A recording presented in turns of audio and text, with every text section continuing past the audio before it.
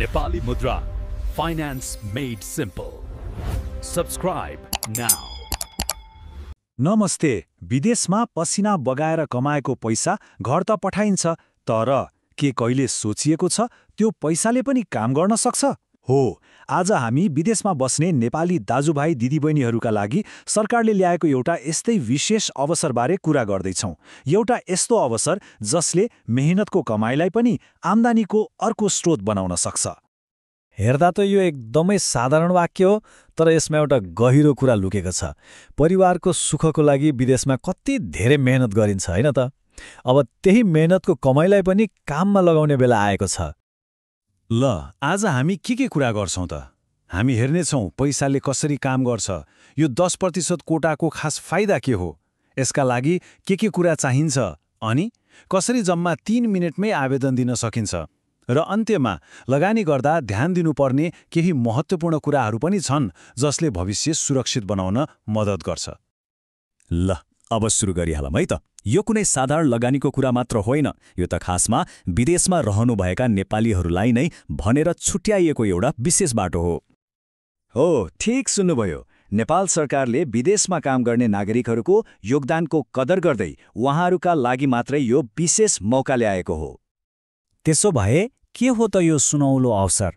यसलाई भनिन्छ 10% कोटाको फाइदा। ल, आउनुहोस्, यो के हो र किन यति धेरै महत्त्वपूर्ण छ भन्ने कुरालाई अलि गहिरिएर बुझौँ। यो 10% आरक्षित कोटा भनेको कुनै पनि कम्पनीले आफ्नो शेयरको 10% हिस्सा विदेशमा काम गर्ने नेपालीहरूका लागि मात्रै छुट्याउनु हो। अब यसको सबैभन्दा राम्रो पक्ष के हो भने नि, यसमा सबैजनासँग प्रतिस्पर्धा गर्नै पर्दैन। केवल विदेशमा काम गर्ने अरू नेपालीहरूसँग मात्र प्रतिस्पर्धा हुन्छ। यसको सिधा मतलब के हो? आइपिओ पर्ने सम्भावना कयौं गुणा बढेर जान्छ। अब कतिपयलाई लाग्न सक्छ यो आइपिओ भनेको चाहिँ के हो? एकदमै सरल भाषामा भन्दा कुनै पनि कम्पनी शेयर बजारमा सूचीकृत हुनुभन्दा अगाडि नै त्यसको सानो हिस्सा किन्न पाउनु नै आइपिओ हो, र यो प्राय सस्तो मूल्यमा पाइन्छ। अनि यसले फाइदा चाहिँ कस्तो दिन सक्छ त? यहाँ हेर्नुस् त।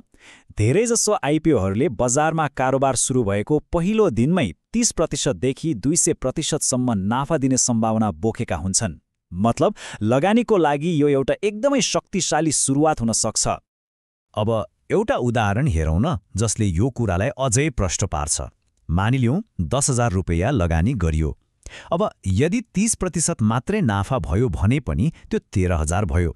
100% नाफा भयो भने सिधै 20,000, र यदि भाग्यले साथ दियो र 200% नाफा भयो भने त्यही 10,000 रुपैयाँ सिधै 30,000 बन्न सक्छ। पैसाले कसरी पैसा कमाउँछ भन्ने यो एउटा राम्रो उदाहरण हो, हैन त? ल, अब लागौँ सबैभन्दा महत्त्वपूर्ण कुरातिर। यो अवसरको फाइदा लिनलाई के चाहिन्छ त? प्रक्रिया सोचेभन्दा धेरै सरल छ। आउनुहोस् हेरौँ आवश्यक कुराहरू के रहेछन्। यसका लागि चाहिने भनेको जम्मा 5 वटा कुरा हुन्। पहिलो, नेपाली नागरिकता। दोस्रो, पासपोर्ट। तेस्रो, विदेशमा काम गर्नका लागि वैध वर्क पर्मिट वा भिजा। अनि चौथो र पाँचौं कुरा हो डिम्याट खाता र मेरो शेयर खाता। यीमध्ये धेरैजसो कागजात त पहिल्यै साथमा होला हैन? र सबैभन्दा खुसीको कुरा के हो भने नि, यो डिम्याट र मेरो शेयर खाता खोल्नको लागि नेपाल धाइरहनु पर्दैन। सबै काम विदेशबाटै अनलाइन हुन्छ।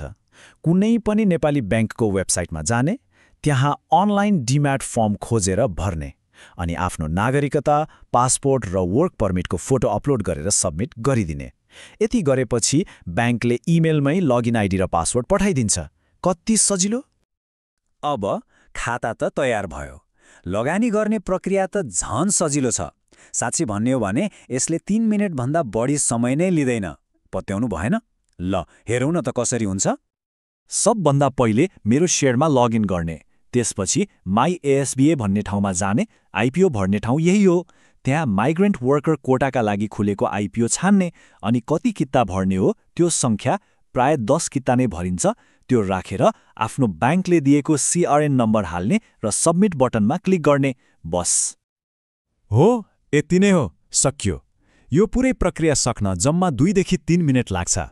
अब बल्ल मेहनतको कमाइले पनि काम गर्न थाल्यो। तर एकछिन है, लगानी गर्नुअघि केही महत्त्वपूर्ण कुराहरूमा ध्यान दिनु एकदमै जरुरी छ। किनभने कसरी लगानी गर्ने भन्ने मात्र होइन, कसरी बुद्धिमानीपूर्वक लगानी गर्ने भन्ने कुराले नै भविष्य सुरक्षित बनाउँछ। त्यसो भए केही कुराहरू याद राखौँ है त। सधैँ आइपिओ कहिले खुल्दैछ भनेर मिति ख्याल गर्नुपर्छ।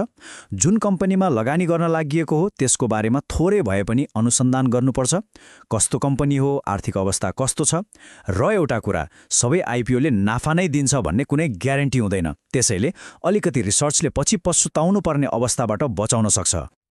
पैसा कमाउनका लागि त कडा मेहनत भइ नै रहेको छ, तर अब प्रश्न यो हो, आफ्नो पैसालाई चाहिँ कहिलेदेखि काममा लगाउने? यो प्रश्नमा एक पटक विचार गर्न सकिन्छ। Thank you for watching. Keep learning and growing in the Nepali stock market. Don't forget to subscribe Nepali Mudra.